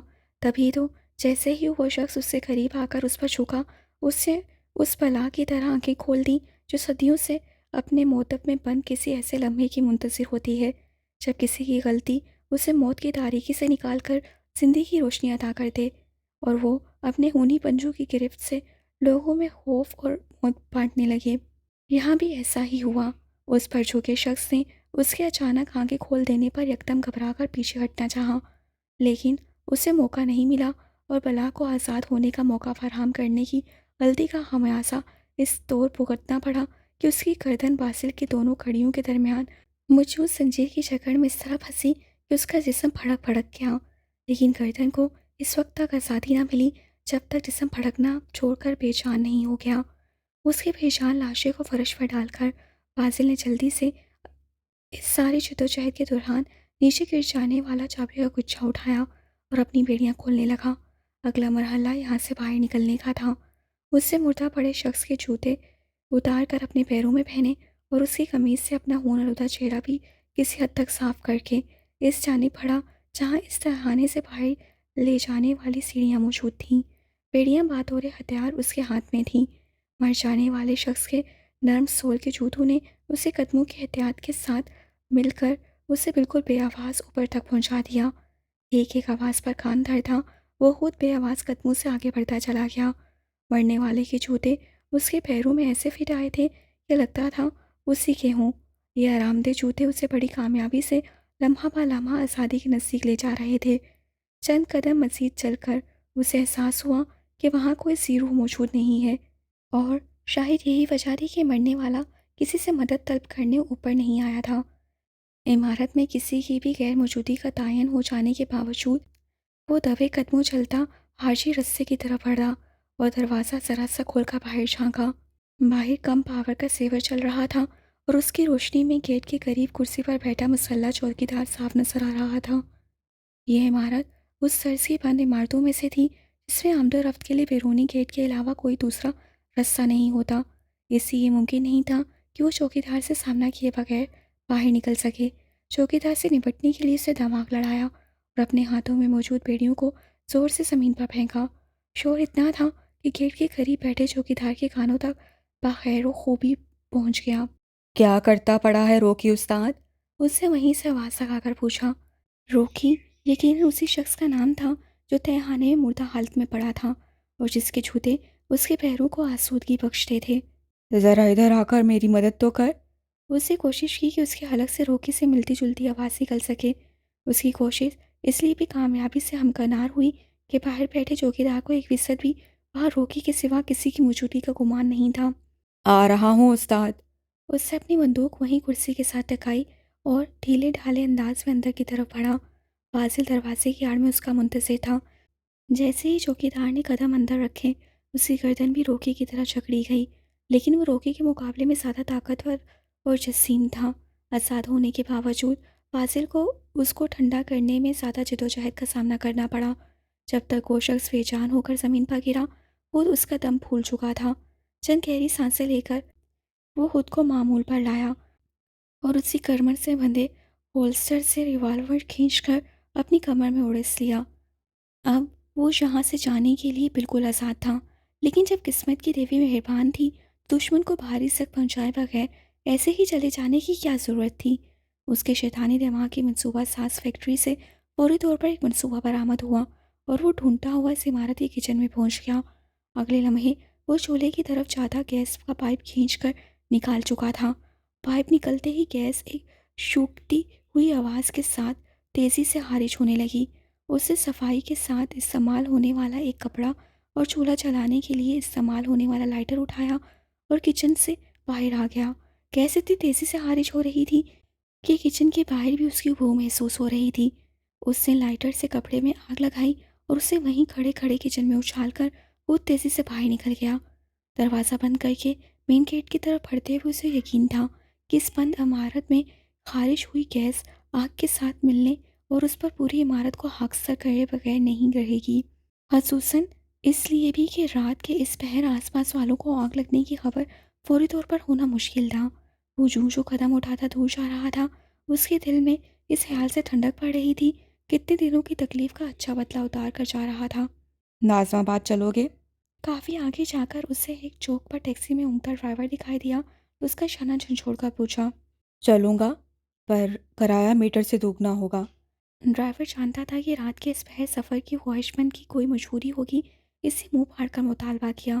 بے فکر ہو، مجھ سے تمہیں وہ ملے گا جو آج تک کسی نے نہیں دیا ہوگا۔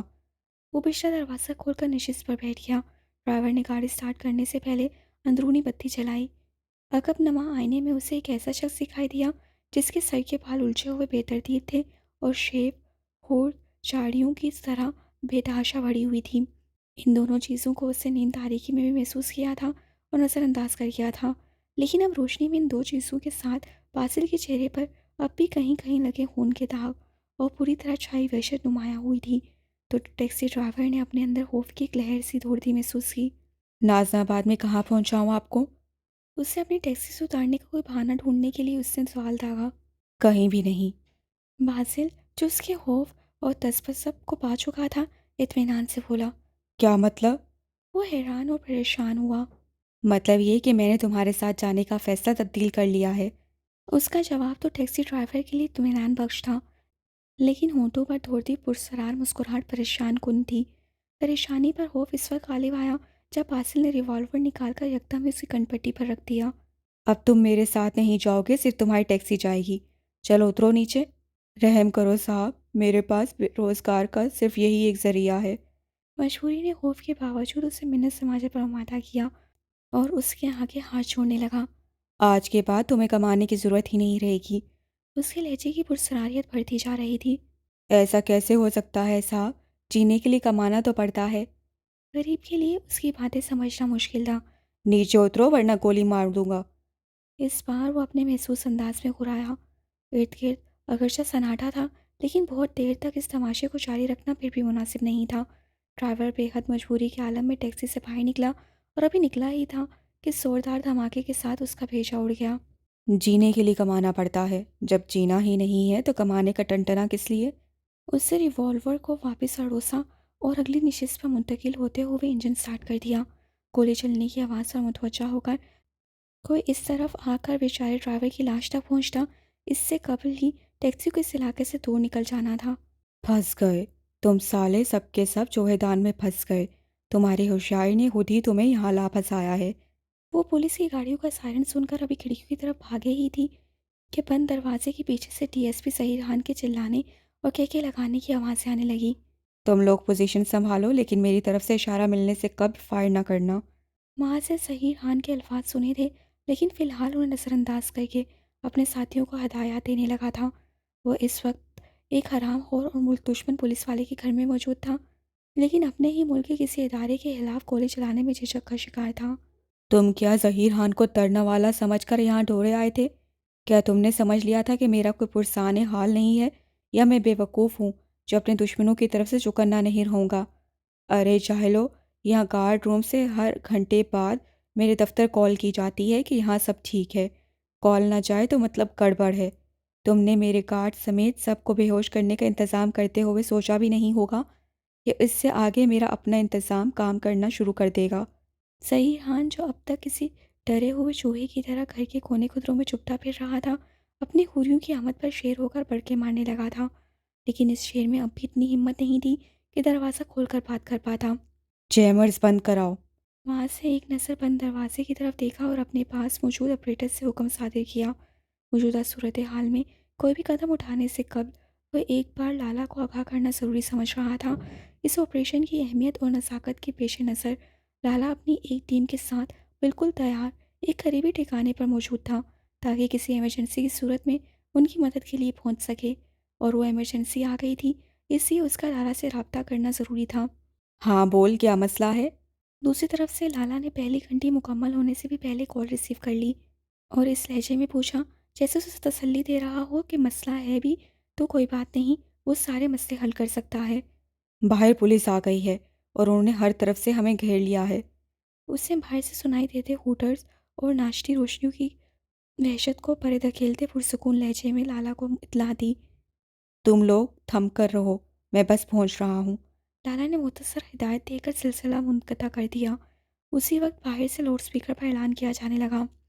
तुम लोगों को खबरदार किया जाता है कि पुलिस ने तुम्हें चारों तरफ से घेर लिया है।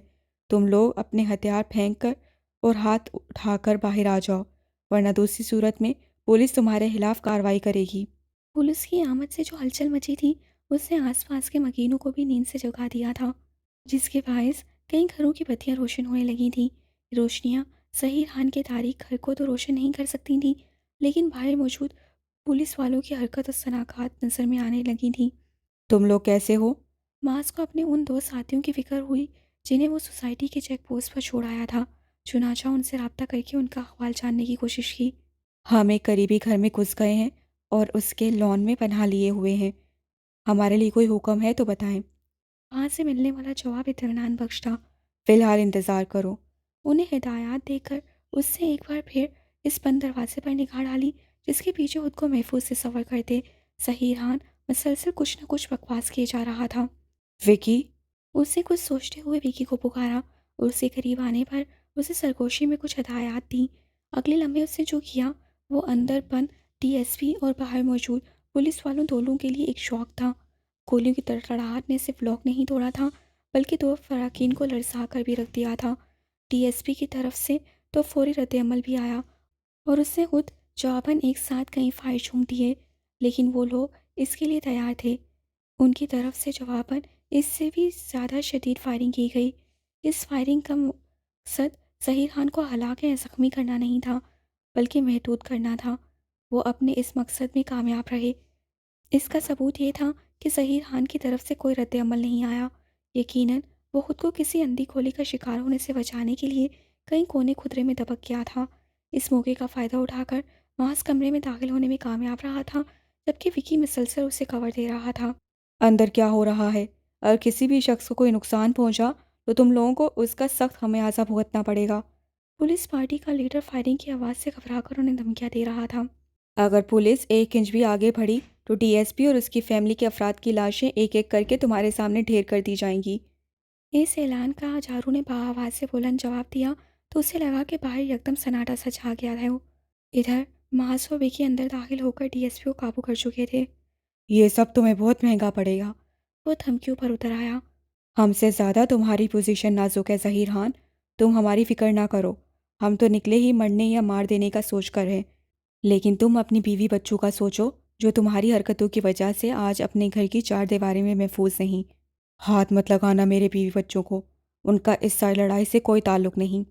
ماس کی جوابی دھمکی ایسی نہیں تھی کہ ظہیر خان خود کو پرسکون رکھ سکتا۔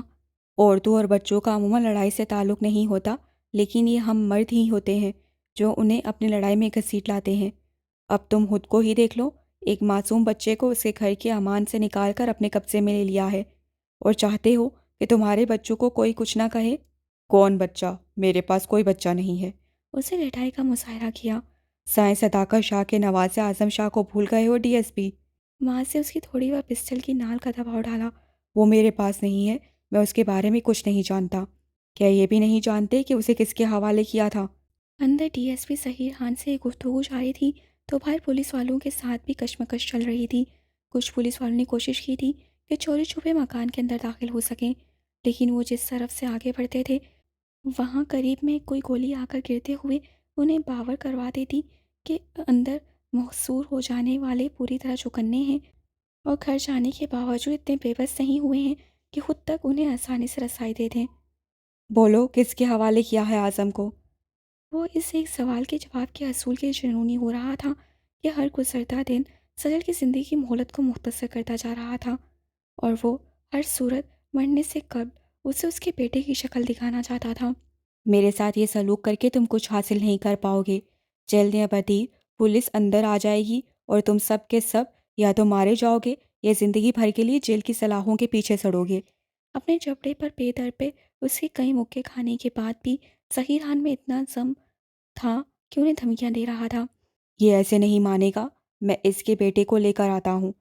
اس کے سامنے بیٹھ کر اس کے بیٹے کا ایک ایک ریشہ الگ کریں گے تو یہ خود ہی اپنی زبان کھولنے پر مجبور ہو جائے گا۔ اب تک خاموش وکی نے پھاڑ کھانے والے لہجے میں کہا تو ظہیر خان کی رنگت زرد پڑ گئی اور وکی کے کمرے سے باہر نکلنے سے قبل ہی اس نے ہتھیار ڈال دیے۔ مجھے اس کام کے لیے عرفان اللہ نے کہا تھا، میں نے بچہ اسی کے حوالے کیا ہے۔ اس سے بچے کا کیا کیا؟ میں نہیں جانتا، میری اتنی حیثیت نہیں کہ ایسے سوال جواب کر سکوں۔ جتنا پروٹوکول تمہیں ملا ہوا ہے اسے دیکھ کر تو تمہاری حیثیت بہت اونچا ہونے کا اندازہ ہو رہا ہے۔ اتنی تام جھام سے کوئی عام ڈی ایس پی تو نہیں رہ سکتا۔ وہاں سے اس کا جواب سن کر تنسیہ کہا، میری جتنی دشمنیاں ہیں ان کے حساب سے سیکیورٹی کا تھوڑا انتظام کرنا پڑتا ہے، لیکن آج کل تم لوگوں کے چکر میں اسپیشلی زیادہ انتظام کیا گیا ہے۔ یہ ہر گھنٹے بعد کال والا سلسلہ بھی حال میں شروع ہوا ہے۔ تو یقیناً کمزور شخصیت کا مالک تھا جو بتانے پر آیا تو پھر سب کچھ ہی بتاتا چلا گیا تھا۔ ایسے لوگ دوسروں پر ظلم کرنے میں بہت آگے ہوتے ہیں، لیکن جب خود پر اور اپنے اہل خانہ پر بات آتی ہے تو حیات پیر ڈھیلے چھوڑ کر بیٹھ جاتے ہیں۔ یعنی تم لوگوں کو اندازہ تھا کہ ہم یہاں آئیں گے؟ بالکل ایسے ہی جیسے یہ معلوم تھا کہ نیلی مومر کی قبر پر ضرور آئے گی اور اس کے ساتھ تم میں سے کوئی نہ کوئی ضرور ہوگا۔ وہاں گھات لگا کر بیٹھنے کا فائدہ تو نہیں حاصل کر سکے تھے تم لوگ؟ ہاں میں مانتا ہوں تم ہم سے زیادہ سمارٹ ثابت ہوئے تھے، لیکن دیکھو ایک بار پھر تم جال میں آ پھنسے۔ समझने वाले समझते थे कि आज़म तक पहुँचने के लिए मैं ही तुम्हारे पास वाहिद ज़रिया हूँ, इसलिए तुम मेरे पीछे ज़रूर आओगे, और तुम आ गए। अब ये सोचो कि बाहर इतनी फ़ोर्स के होते हुए तुम यहाँ से निकलोगे कैसे? आखिरकार ऊँट पहाड़ के नीचे आ ही गया। उससे एक इत्मीनान सा था कि वो लोग कुछ भी कर लें, आखिरकार पकड़े जाएंगे। तुम बाकी लोगों की तरह बेहोश क्यों नहीं हुए थे? बाहर से वक्फे वक्फे से आवाज़ें आ रही थीं, जिनसे अंदाज़ा हो रहा था कि चारों एंड कंपनी पुलिस वालों की धमकियों और ऐलानात के जवाब में मुनासिब रद्द-ए-अमल दे रहे हैं, और उन्होंने अभी तक पुलिस को ऐसा कोई मौका फराहम नहीं किया कि वो अंदर तक रसाई हासिल कर सके। इस तरफ से इत्मीनान होने के बायस वो आराम से सही राह से सवाल जवाब कर रहा था।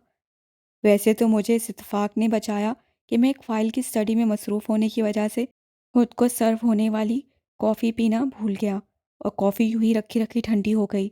काफ़ी देर बाद मैंने दूसरी कॉफ़ी के लिए इंटरकॉम पर किचन से रब्ता करना चाहा, तो वहाँ से किसी ने जवाब नहीं दिया। मैं कुछ गुस्से में अपनी स्टडी से बाहर निकला तो मुझ पर इंकशाफ हुआ कि इस वक्त पूरे घर में सिर्फ मैं हूँ जो अपने होश व हवास में हूँ, और बाकी सारे लोग बेहोश पड़े हैं। कुदरती तौर पर मैंने सबसे पहले फ़ोन पर मदद के लिए रब्ता करने की कोशिश की, लेकिन ना लैंडलाइन नंबर काम कर रहा था और ना ही मुझ समेत किसी का मोबाइल फ़ोन। मैं घर से बाहर निकल पाता, इससे कल बिजली भी मुनक़ता कर दी गई, और मुझे अंदाज़ा हो गया कि घर के बाहर कुछ लोग मौजूद हैं जो घर में घुसने की कोशिश कर रहे हैं। इसके बाद मैंने जो कुछ किया वो तुम लोग जानते ही हो। उससे इस सवाल के जवाब में पूरी कहानी सुना डाली। तुमने कहा वैसे तो। इस वैसे तो का क्या मतलब है? माँ से अपने जहन में उसके अटक जाने वाले अल्फाज का मतलब पूछा। यूं भी लाला की तरफ से कोई पैगाम आने तक उनके पास वक्त था, और इस वक्त को सवाल जवाब में गुजारा जा सकता था। जुल्म और जबर के सामने सीना सफेद नौजवान की दास्तान, जो गलत कारों के लिए गजबनाक था। बाकी वाक़यात आइंदा वहाँ पढ़िए।